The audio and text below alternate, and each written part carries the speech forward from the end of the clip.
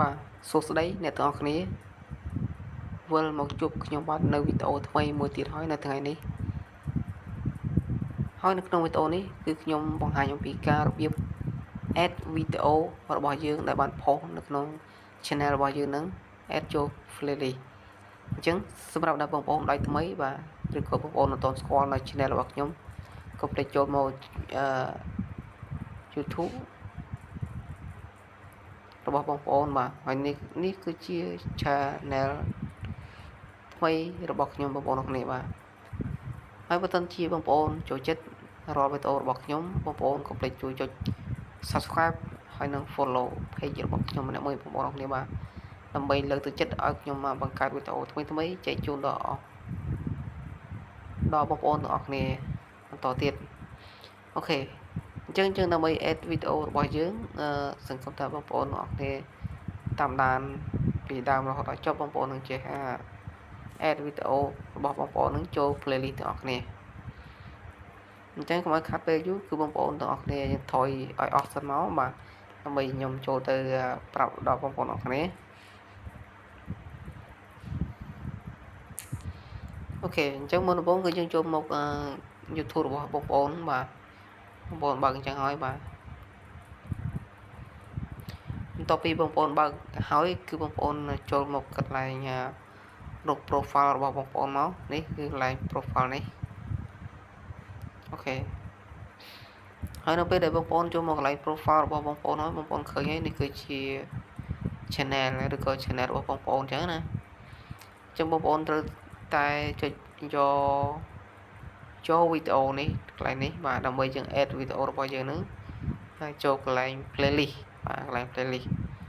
តែយើងទៅផុសយើងផុសទៅយើងភ្លេច add ចូល playlist របស់យើងអញ្ចឹងគឺបងប្អូនអាចធ្វើតាមវិធីនេះងាយស្រួលហើយងាយយល់ទេបងប្អូនអរគ្នាបាទសង្ឃឹមថាបងប្អូនអរគ្នាចេះធ្វើ 100%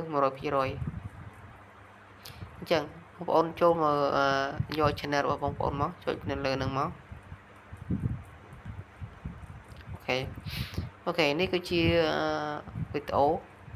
របស់បងប្អូនដែលបានផុសនេះគឺជា playlist អញ្ចឹងគឺខ្ញុំ add វីដេអូមួយដែលបានចូលនៅក្នុង playlist អញ្ចឹងដើម្បី add ចូលគឺបងប្អូនអរគ្នាចុចត្រេក3នេះមកបងប្អូននេះមកចុចត្រេក3នេះមក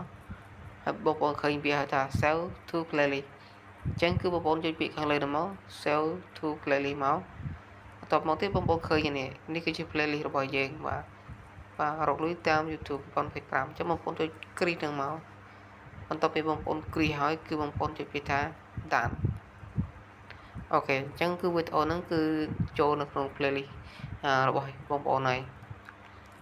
អូខេអញ្ចឹងយើងថយទៅវិញមក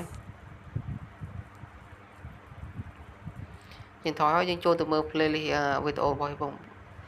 យើង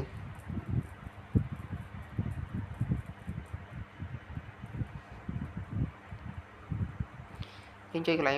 playlist មកបងប្អូននេះបាទនេះ